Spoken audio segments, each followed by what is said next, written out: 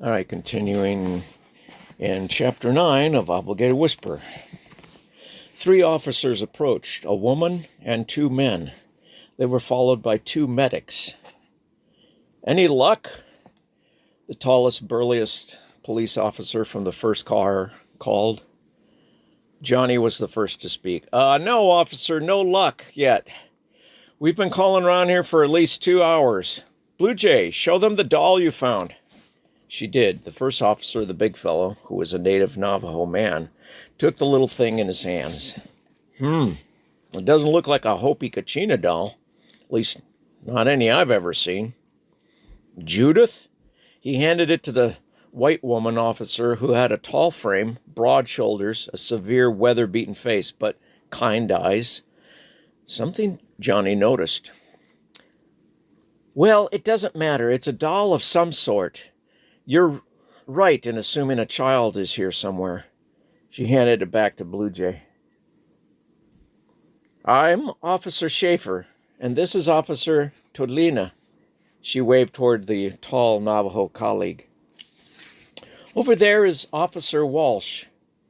She pointed to the other in uniform, a medium-build, medium-height Irish descent man. And I'm Regan Jackson," spoke the slightly chubby, kind of short African-American medic. "My name's Fraser Vasquez," said the second medic. He was slightly shorter than Regan and Hispanic. Elton, Blue Jay, and Johnny made their introductions, and soon the conversation re-entered its dire subject. "So tell us everything you know about this child, or children, from the beginning. Don't leave anything out, you know," said Officer Todlina. They recounted everything they knew, right down to Johnny's account of his friend killing the coyote, leaving out the time of day. "So you don't know anyone who may have abandoned their kids? And you, sir, can't even tell us if they were children or midgets?" spoke Rodolfo Todlina again. "Well, the sun was going down, officer, and I was so far away. I just had these little things to look through." Johnny pulled out his tiny Bushnells. Officer Schaefer spoke next. "You make it sound as if you saw little green men from outer space, Mr. Berg." "Well, if they were, they weren't green. More like pale white from what I could surmise." "Pale white midgets," said Officer Walsh. "It doesn't matter, officers." It was Elton who spoke up now. "We are, each of us, recounting to the best of our remembrances what we experienced. The main thing is these were not animals playing jokes on us. These were children or small adults, and they must be still down there." He motioned to the crevice several yards away where Blue Jay had the encounter with the rock tosser.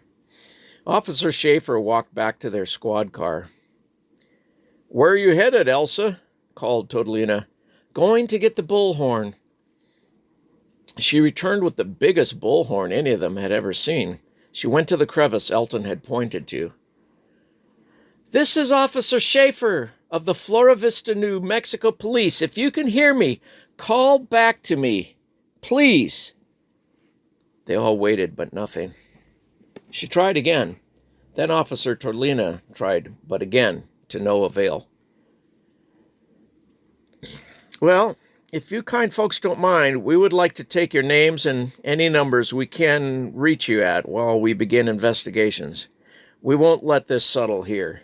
No doubt department will order a search party within 24 hours. You okay with that?" They all agreed. Numbers were exchanged, and the officers gave each of the 3 their business cards with precincts and contact numbers. "Sorry we didn't have any better luck today," Regan said. "So are we," said Elton. After a few more shouts through the bullhorn and some fruitless short hikes, the 3 officers and the 2 paramedics left. It was now late afternoon. Elton offered Johnny some water and one of his own sandwiches as the 3 sat only feet away from the sad corpse of the coyote.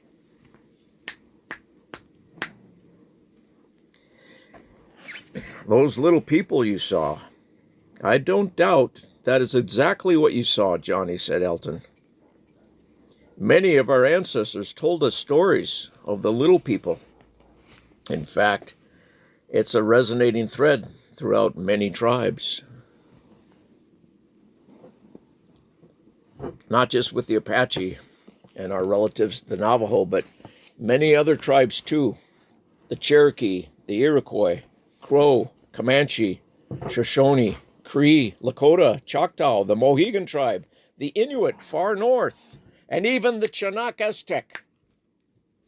Some tribes consider them to be sacred ancestors, and it is ironic to me that these little ones left offerings to this coyote, much like many of these tribes did for them in past generations. In your own mythologies, you can maybe relate somewhat. You have Christmas elves, dwarves, gnomes, goblins, leprechauns, pixies and sprites, fairies, even hobbits. Of course, most people do not take them seriously, but many of my people do. Still do. Our creation myths speak of all mankind coming from the underground caves, much like these here, and all over New Mexico. I am not too surprised you saw a few near these caves. It is my hope that what you saw were some healthy little people. And perhaps what I grabbed from that cave over there is simply one of their toys they forgot. Johnny, I am happy you came to us today at such a time. Truly, truly happy. At first, Johnny didn't know what to say, so he remained quiet as he stared at the doll in Blue Jay's hands. Trolls, he finally muttered. Just maybe what I saw was something more than just some little elves, Elton. Maybe I saw something that your people have not seen in ages. Maybe they are coming back. Elton looked at his young granddaughter. He smiled warmly at her as she looked up to him. There was an unspoken exchange of feeling right then. A feeling of love with unspeakable magic feathers. Blue Jay's eyes were wide with expectation. Wouldn't that be something, said Elton at last. Before Johnny headed back to his 2-hour ride back to Santa Fe, he reached into his wallet and pulled out a business card. Blue Jay, if you're ever in Santa Fe, look me up. I teach guitar in case you'd like some free lessons. Oh, I would, smiled Blue Jay. Thank you so much. Grandfather, can we go there sometime? Elton laughed. Of course, of course.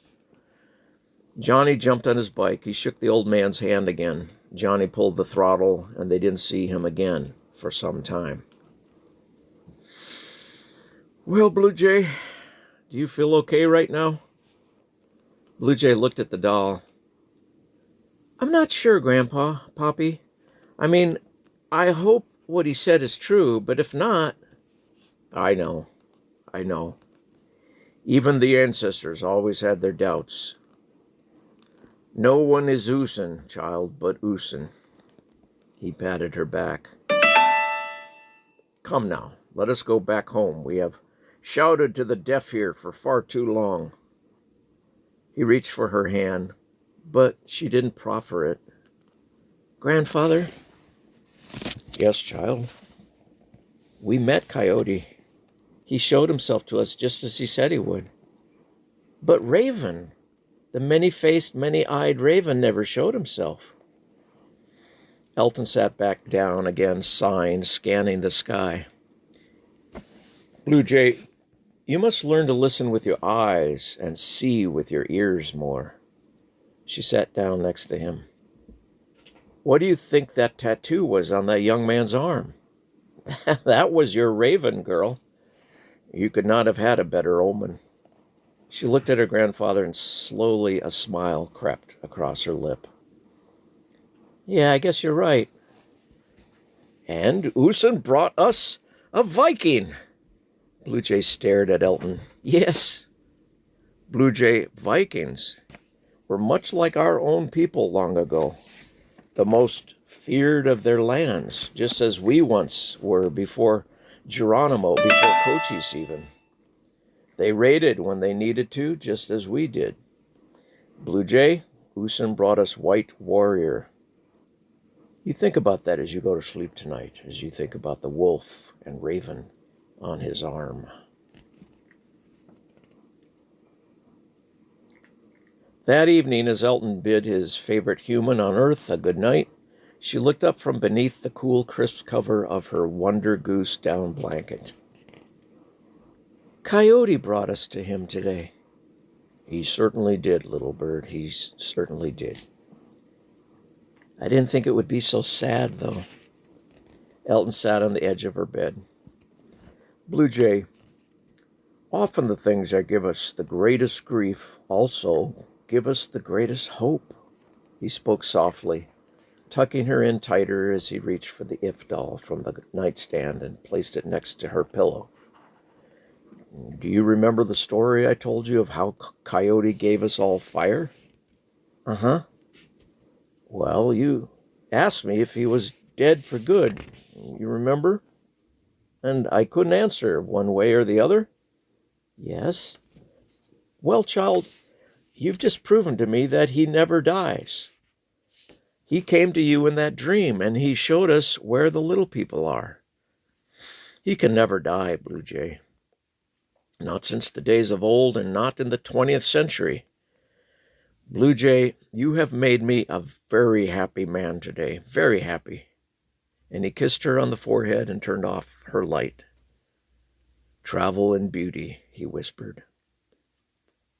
Just as her little eyes began to shut for the rest of the night, and she drifted off to the deepest of slumbers, a distant sound she heard through her open window. 3 raspy calls called, and then they ended. It was Raven.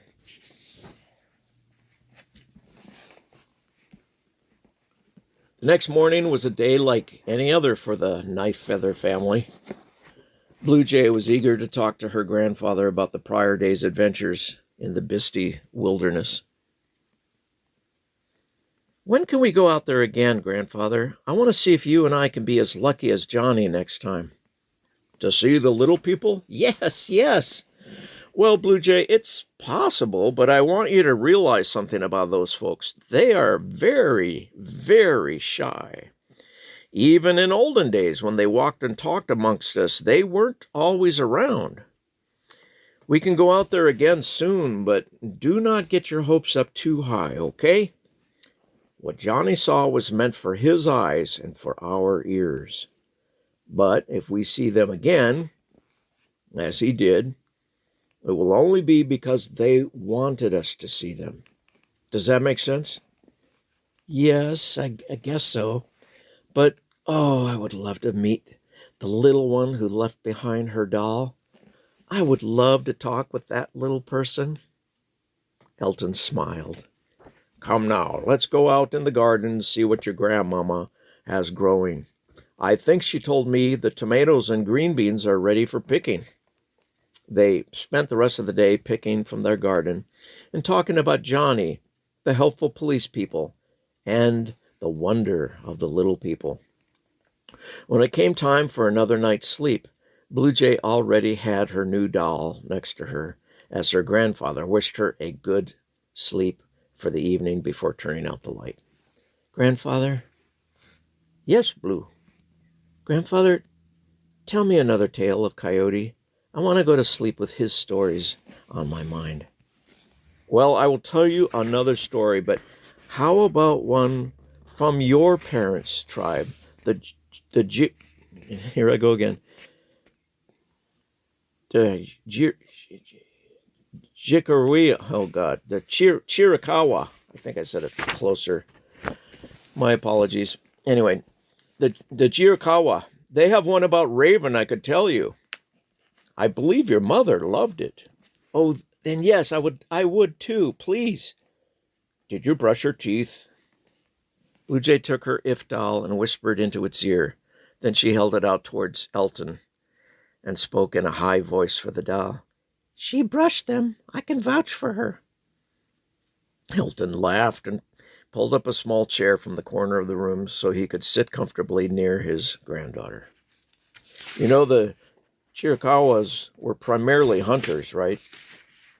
Unlike our neighbors, the Navajo, who farmed these lands, many of your parents' parents continued their tradition as hunters.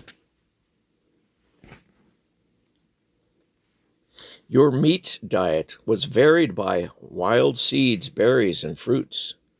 Because we live in the northern parts of New Mexico, and the Chiricahua Apache Reservation is a high place surrounded by heavily wooded mountains, your people followed their game like moose and elk in the mountains and buffalo and antelope in the plains. The Chiricahua women perfected basket making to a high art. Huge storage baskets were made to store plant foods or dried meat. So the buffalo was an important staple. And I'm about to tell you the origin of buffalo and his myth that comes from the Chiricahuas. Like the Navajos, the Chiricahua Apaches call themselves Diné. That means from the underworld. This myth, I tell you tonight, comes from a long Chiricahua saga about the emergence of the people from the underground.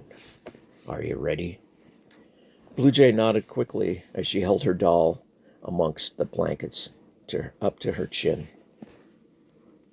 When the people came from the underworld, they traveled for a long time, and they got very hungry eventually, for all they could find to eat were the seeds from plants. They grew weak and tired. After nights of camping and resting and leaving behind the underworld, one family set its teepee apart from the main camp.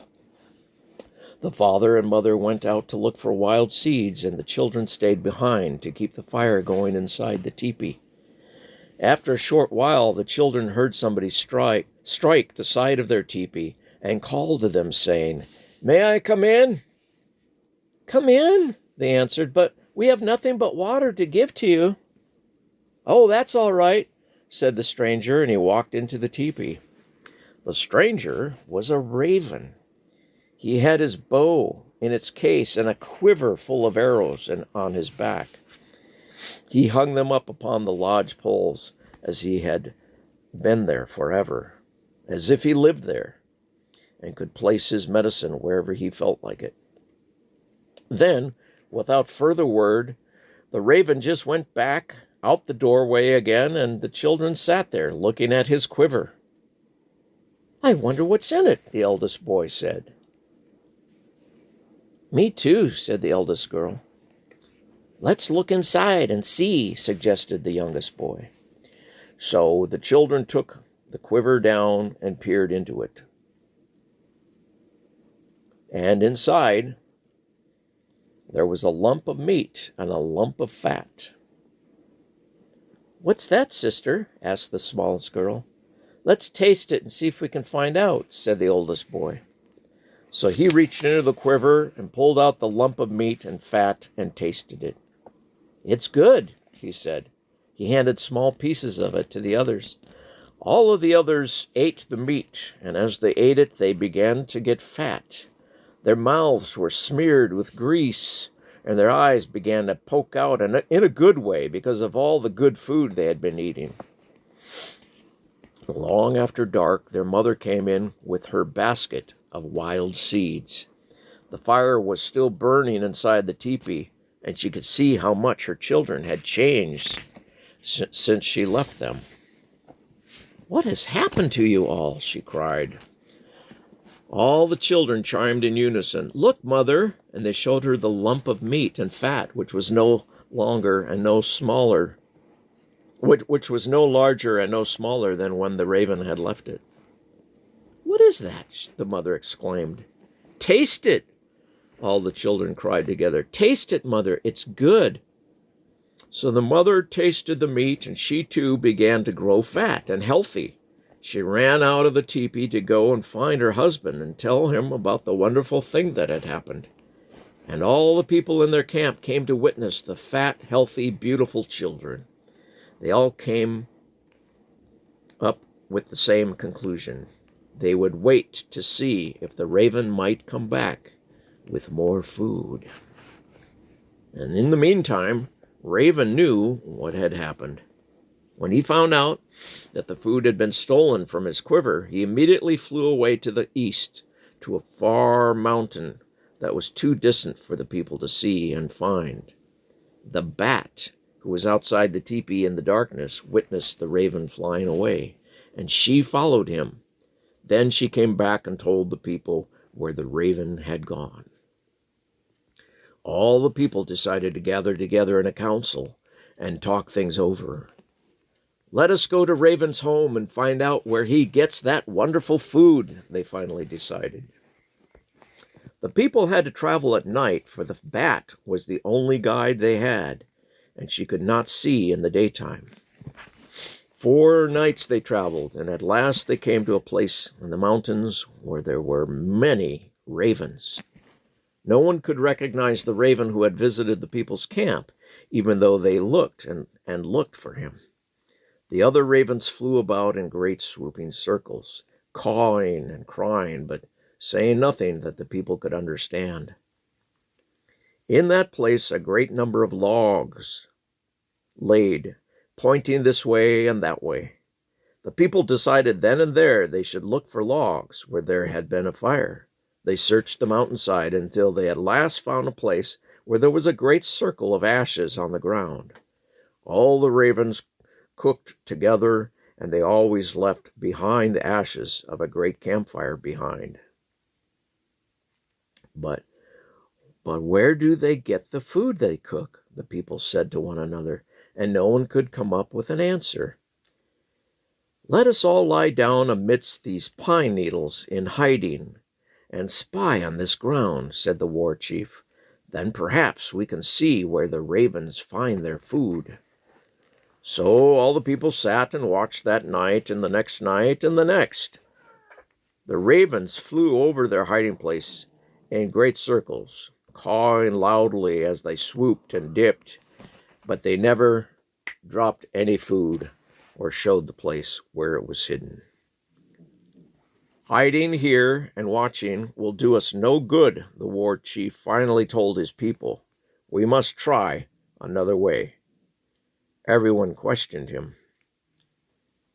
"What shall we do?" they wanted to know. "Let us call on our medicine man," the war chief decided. "He is the wisest of us all. He will know what we should do."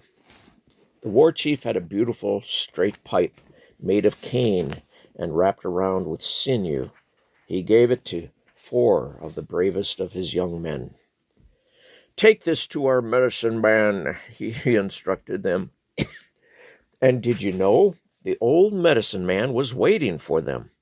The 4 young men stood before him, and one after another they offered him the pipe. Each time, for some reason, the medicine man refused, pushing the pipe away. But when the 4th man held the pipe, he took the medicine man's old hands and placed them over and around the pipe. Then the old man smoked the pipe, once to each of the 4 corners of the world, once to the Father above, once to the earth below, and a final puff to the place where he stood, and the people all around him stood. Finally, he could not help but ask the obvious. "Why have you come to me?" "Father, we have come to you to help us learn where the ravens get their meat," the young men answered. Again the old man smoked, this time to just the 4 world corners, and then he said, "Very well, I will do what I can to help you. Take me to your chief." He was led by the 4 men to the war chief, and when they had smoked together, the medicine man asked, "So then, how can I help you?" "Use your power to find out for us where the ravens get their food," the war chief replied. The medicine man answered in a polite manner, "Very well. Who was the first of the people to taste the food you speak of?" "I did," said the oldest boy of the lonely band family. "Come to me and do what I tell you to do, said the medicine man. And when the boy stood before him, he used his magic and his power to turn the boy into a puppy. Was it Coyote? Interrupted Blue Jay. Well, now, little Jay, now that I think of it, I believe you're right. It must have been him, answered her grandfather. Do go on, Blue Jay said, and snuggled even deeper into her down covers. Stay here, the medicine man told him. The rest of us are going away. The puppy wagged his tail to show that he understood. Then all the people gathered together whatever they owned, and without making any kind of secrets with their movements, they left the camp where they were hiding amongst the pine needles. In the morning, now that the ravens had seen that the people had gone, they came clustering around the camp, as ravens do, to see what had possibly been left behind. One little raven boy, looking around and around, suddenly found the puppy. He picked it up in his arms and ran to his father with it. Look at what I found, the little boy cried. Put it down, his father ordered. Throw it away, his mother exclaimed. You don't know what kind of a dog it is, the parents said together. It might be dangerous. Perhaps it has some kind of disease. Get rid of it. Please let me keep it, the little boy begged, and he began to cry. It's a pretty puppy. Look, he's trying to talk to me with his eyes. Perhaps he's trying to put a curse on you, the mother screamed. Don't have anything to do with that thing. Throw it away, I tell you. But the little boy begged and pleaded. He was their only child, and his parents could hardly stand to see him so sad. I tell you what, said the father finally, I'll pass a blazing stick in front of his eyes. If he doesn't cry or turn away, then you can keep him. But one yip out of that puppy, and away he goes. The father seized a blazing stick from the fire and passed it in front of the puppy's eyes. Of course, the little puppy boy had understood everything the raven said, so he stared back at the flame without making a sound. All right, the raven father finally agreed. If he can do that, you can keep him. The little boy and the puppy snuggled down happily in their buffalo robes that night, and the puppy had never before felt anything so warm and so soft. The little raven and his new pet played happily all the next day. Late in the evening, they went back into the raven teepee. It's supper time, the mother said. Okay then, said the father, and he brushed the ashes away from the fireplace. A great flat stone lay there. The raven lifted the stone and disappeared beneath it. In a few moments he came back, driving a buffalo before him. He killed the buffalo with his stone knife, and all the ravens gathered for the feast. Every day, for 3 days, the same thing happened. The father raven brought a buffalo out of the earth from beneath the fireplace stone. On the 4th morning, the boy of the people decided that he could do the same thing. He waited until the sun was high in the sky and all the ravens were busy outside the teepee in their camp. Then he turned himself back into a boy and took a white eagle feather in his right hand. With his magic feather, the boy pushed away the fireplace stone and descended into the hole in the earth which it had covered. Down below, there was a beautiful world, green with grass, with lakes of blue waters scattered here and there. Many animals were grazing, and there were great herds of buffalo of many colors. 4 of them seemed to be the chiefs. The boy took his eagle feather and went up to the first buffalo, which was white. He put the white feather into the buffalo's mouth, but the buffalo shook his head. "That is not for me," said the white buffalo. "Take it to my brother. He really is the greatest of all animals." The boy went to the black buffalo chief and placed the feather in his mouth, but the black buffalo shook his head as well, "That is not for me," he said. "Go back to my brother. He really is the greatest of all animals." So the boy took the feather back, returning to the white buffalo. "I know your power now," said the boy. "You are really the chief of all the animals, their leader, and the most sacred of them all." The buffalo held the feather in his mouth and followed the boy to the surface of the earth. All the other animals of every kind followed them. That is why the hide of a white buffalo is sacred and must be used in many ceremonies. Once again, Blue Jay quietly interrupted. "Mama has kept her white robe for me when I become a woman." "Yes, and we will be so proud of you wearing that sacred heirloom, Blue Jay." "We all look forward to your ceremony," answered Elton with a warm smile. "Please go on, Grandpapa." "Well, as I was saying, all the animals from underneath the earth followed the white buffalo and the boy. By the time the boy of the people and the animals came through the hole, it was nighttime, and the ravens were asleep. One of them heard the animals pass and jumped to his feet wide awake. He tried to push back the stone over the hole, but he was too late. The animals were gone. "Well, well, you have won over us," said the raven. "The animals belong to the people now. But wherever you kill any game, you must leave the eyes for the ravens to eat." And so it has been done that way ever since. The boy found the track the people had left, and, with the animals following him, set out to find his family. He came to the first place where the people had camped, and there it was. He found an old fire stick someone had left behind, lying beside the cold, damp fire ashes. "Which way did my people go?" the boy asked the fire stick. "When did they leave here?" "They traveled west, back to the mountains," the fire stick replied. "They left here 3 days ago." The next morning, the boy and the animals continued on their journey, and in the evening they came to another deserted campsite. Here they found an old ladder someone had left behind. When did my people leave here?" the boy asked the ladder.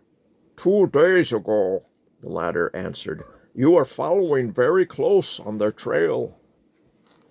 At the third camping place the following night, the boy found another old fire stick, and when he asked it how far away the people were, the fire stick answered, "They left here yesterday." The fourth night they found another old ladder. "Oh, the people left here early this morning," answered the ladder to the boy's questions. "Hurry along your way now. You'll catch up with them." And so it was. On the 5th evening, the boy, with his animals following him as tamely as if they were sheep, walked into the people's camp. The buffalo scattered out, and all the animals began to graze wherever they could find food.